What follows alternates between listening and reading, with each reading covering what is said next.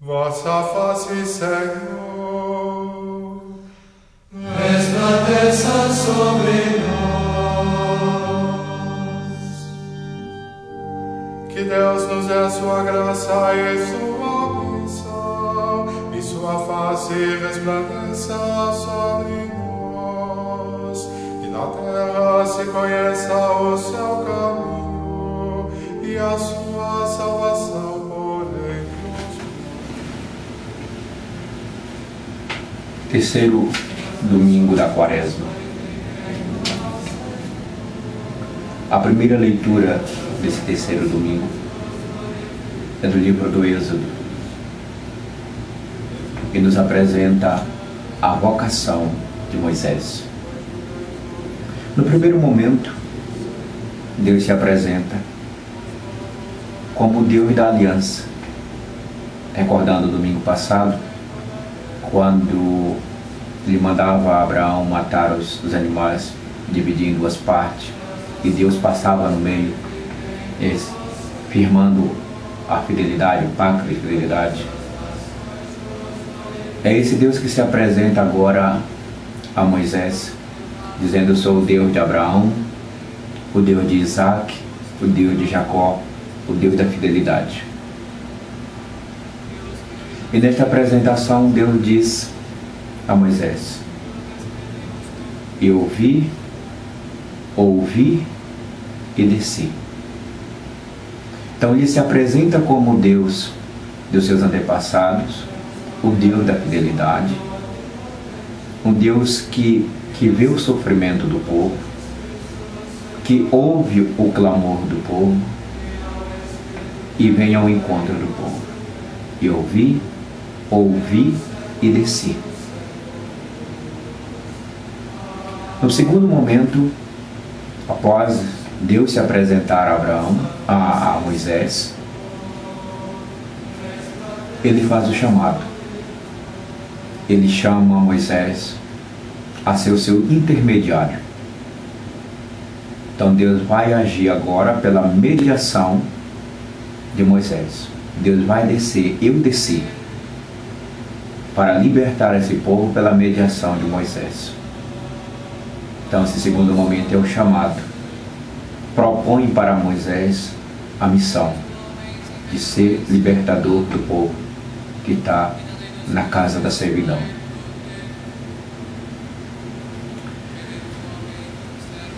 E refletindo a palavra de Deus, procurando compreender a palavra de Deus, o terceiro momento é o espanto. Como é normal, é comum a gente encontrar em todas as pessoas que são chamadas. Elas têm uma vida normal, elas têm um curso da história. E Deus aparece nessa história e faz uma outra proposta. Então é natural o espanto, é natural a pessoa ficar sem saber o que responder, o que fazer. É desinstalar a pessoa, é mudar o curso da história da pessoa. Os personagens bíblicos, cada um deles tem o seu caminho. E neste caminho Deus aparece e diz assim: eu preciso de você. E isto causa um impacto, porque é abrir mão de seguir aquele caminho, aquele projeto, aqueles objetivos, e abraçar um objetivo proposto por Deus, que é desafiador, que exige fé. Então, diante desse espanto, nós vamos perceber, seguindo o texto bíblico, podemos continuar a leitura do texto bíblico. Moisés vai colocar algumas condições como expressão desse espanto, né? Eu sou gago, manda outro, manda meu irmão, manda Arão. Porque é natural a pessoa se encontrar, ficar nesse estado de espanto, sem saber o que fazer, e ao mesmo tempo contemplando a grandiosidade, a imensidão da missão. E se percebe tão pequena que ela tem dificuldade de imediato dizer sim. E aí Deus Moisés vai dizer assim, então, eu irei, sim, eu irei. Mas o que fazer quando eu chegar lá? O que eu direi aos meus irmãos? O que eu vou dizer, vou falar para aquele povo?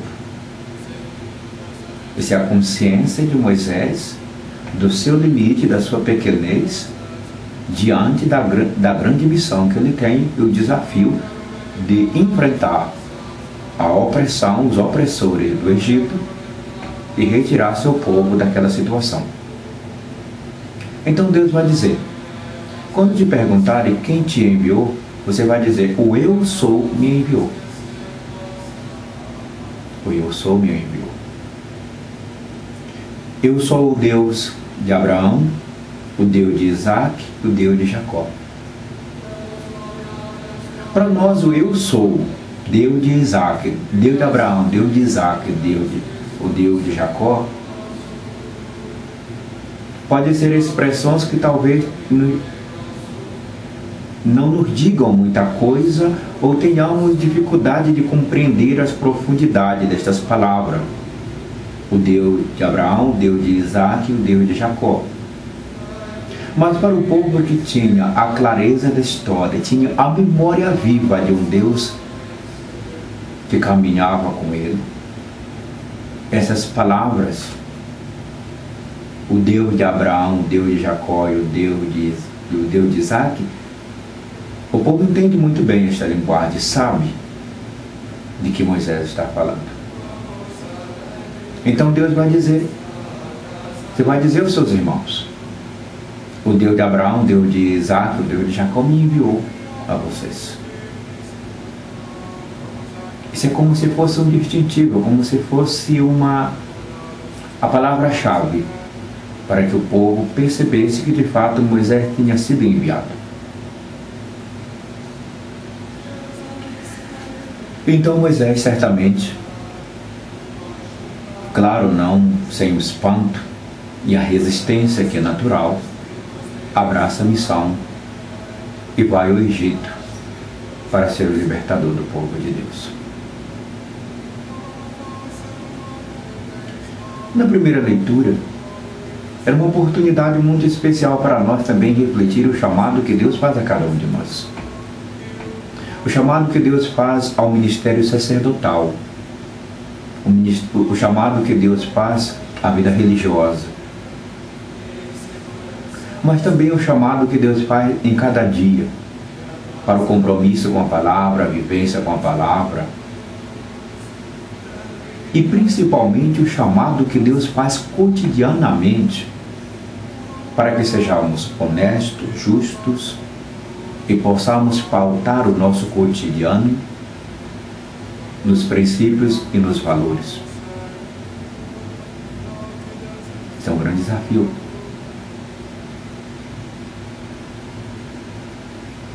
Talvez seria uma forma de nós compreendermos o desafio de Moisés, enfrentar todo o poderio do Egito. Ao perceber que nós também somos chamados na sociedade em que nós estamos, no meio em que nós estamos, no nosso meio cotidiano de trabalho, de estudo, de convivência, o grande desafio da vivência dos valores, aonde estamos envolvidos num sistema que nos pede tudo ao contrário, nos impõe contravalores. E nós temos essa dificuldade da vivência, a dificuldade da fidelidade. Então, ao contemplar nossa própria realidade, nossos desafios, nossas dificuldades, nós também temos uma noção do desafio que Moisés enfrentou. Na segunda leitura, nós temos a carta de São Paulo aos Coríntios.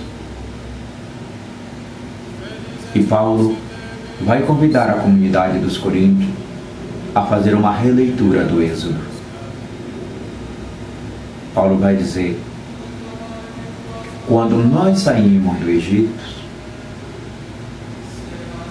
todos nós estávamos debaixo da nuvem de Deus. Ou seja, Deus nos tirou do Egito. Deus é um Deus que caminha com seu povo. fez passar pelo Mar Vermelho, atravessar o deserto em direção à terra prometida.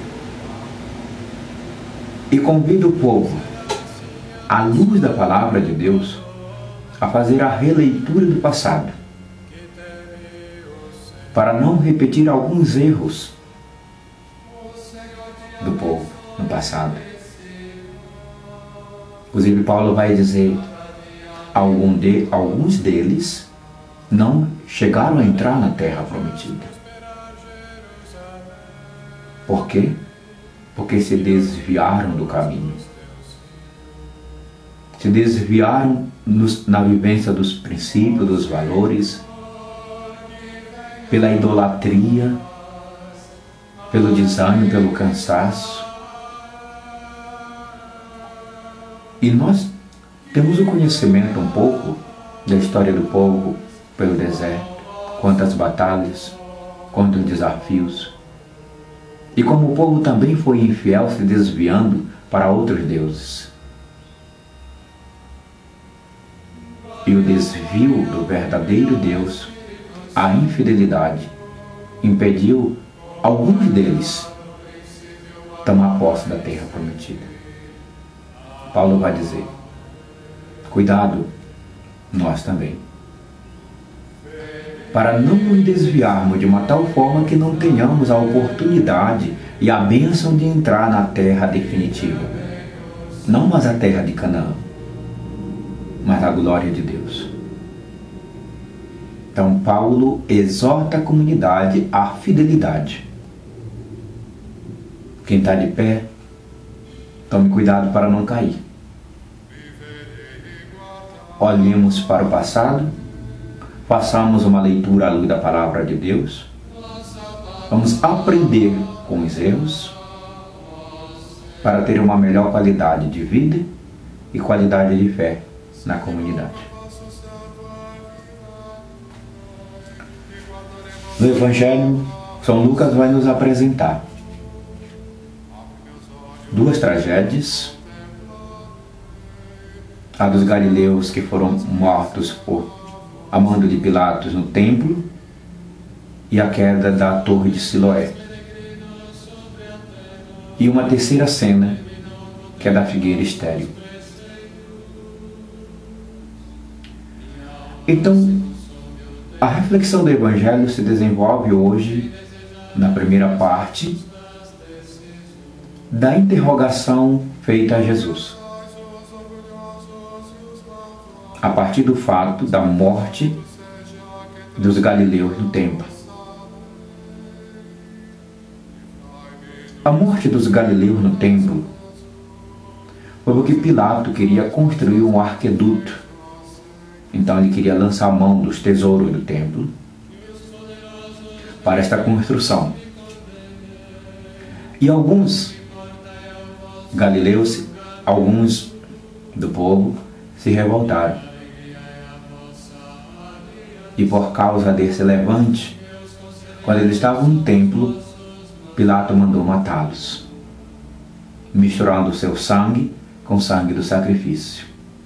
Então, esses são os galileus que Pilato mandou matar, porque se revoltaram contra a atitude de Pilatos de saquear, de se apropriar indevidamente dos bens do templo para a construção de um arqueduto. O povo, uma parte deles, esses homens não aceitaram, e como represália, eles foram mortos quando faziam sacrifícios, suas oferendas no templo. A outra tragédia é a queda da torre de Siloé, que matou 18 pessoas. Siloé já é um termo conhecido por nós pela história da piscina de Siloé. E Jesus vai aproveitar essas tragédias para transmitir um ensinamento. Porque na mentalidade das pessoas, na mentalidade do povo, essas duas tragédias teriam sido o castigo de Deus. E Jesus vai dizer, não, as tragédias naturais, as tragédias humanas, não são o castigo de Deus. Mas elas servem como mediação de conversão, como chamado à conversão. Porque se o coração do homem não se converter, esse homem vai gerar tragédias. Essas tragédias são destruição de vida. Por isso que Jesus vai dizer: se não vos converterdes, morrereis também do mesmo jeito que eles. Ou seja, sem conversão, nós geramos tragédias. E tragédias destroem vidas. Somente pela conversão do coração, a conversão da mentalidade humana, é que poderemos evitar essas tragédias. E nós temos conhecimento da própria realidade, da dureza do coração do ser humano. Como essa falta de conversão está gerando tantas tragédias. Tragédias em prédios que desabam, prédios que caem, tragédias em prédios que pegam fogo, tragédias em barcos, embarcações, navios, tragédias em aviões, tragédias no trânsito, tragédia nas famílias, nos lares, e tragédia na vida pessoal, dos valores, dos princípios. Tudo isso como consequência da dureza do coração do ser humano. E uma forma de evitar essas tragédias é a conversão. Se não vos converterdes, morrereis também como eles. O segundo momento do Evangelho é a figueira estéril.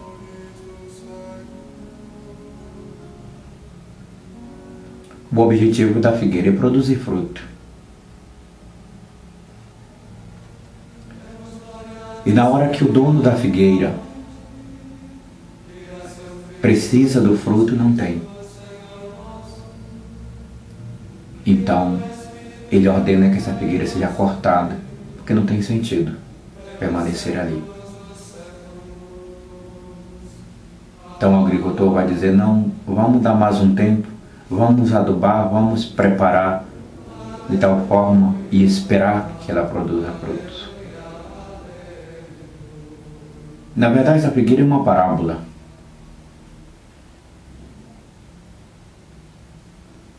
Porque a figueira, ao utilizar a imagem da figueira, Jesus está se referindo ao povo.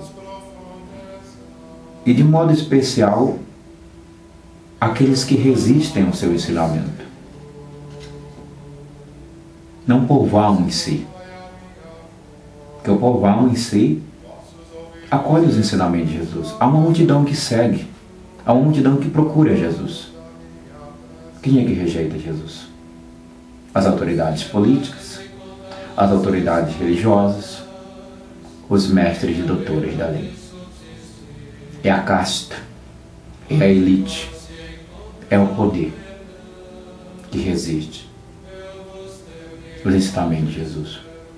Portanto, são essas pessoas, são esses segmentos sociais que são a figueira estéril.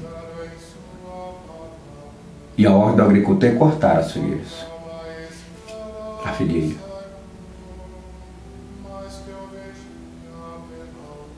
Por quê? Porque se ela não produz fruto, ela não tem razão de existir. E cortar a figueira não significa destruir esses que resistem, mas que eles vão ficar fora por uma decisão própria, por uma opção de não dar frutos. Eles optarem em não dar frutos. Eles vão ser cortados, não é porque Deus vai cortar a figueira. O próprio Jesus já vai dizer, em outro momento de sua catequese: eu não vim julgar, Eu não vim julgar o mundo. Pelo contrário, eu vim salvar o mundo. Não sou eu que julgo, mas as pessoas que tomam decisão. São pessoas que escolhem. São nossas escolhas que nos julgam. São nossas escolhas que nos salvam. São nossas escolhas que evitam tragédias ou nossas escolhas que geram tragédias. A missão da figueira é dar frutos, mas se ela escolher não dar fruto, ela perde a razão de ser. Então, meu caro irmão, minha irmã, nesse terceiro domingo da Quaresma é tempo de conversão, é tempo de mudança de vida, é tempo de mudança de mentalidade. E a palavra de Deus vem nos chamar, desde a primeira leitura, o chamado que Deus faz a Moisés. Moisés hoje sou eu, Moisés é você, Moisés é cada homem e cada mulher. E Deus continua chamando, porque Ele ouviu, Ele viu e continua descendo ao encontro do ser humano. E nos convida, como a segunda leitura, a analisar a vida à luz da palavra de Deus, perceber os erros, as tragédias que precisam ser corrigidas. E como no Evangelho, nos alerta que se nós não nos convertermos, vamos continuar gerando tragédias na humanidade. Tragédias já foram geradas com as bombas, com as guerras, e tragédias continuam sendo geradas com as armas químicas, nuclear, com um sistema financeiro político degenerador de valores e de dignidade de seres humanos. Deus continua nos chamando. Chamou Moisés. Nesta Quaresma chama você, chama eu. Nos chama a conversão. Pela mediação da conversão, só pela conversão do ser humano se pode impedir as tragédias humanas. O Senhor nos abençoe. Pai, Filho e Espírito Santo. Amém. Se Deus filhos conservarem minha aliança e os preceitos que lhes dei a conhecer, os filhos deles igualmente hão de sentar-se eternamente sobre o trono que te dei. Pois o Senhor quis para si Jerusalém e a desejou para que fosse sua morada. Em seu lugar do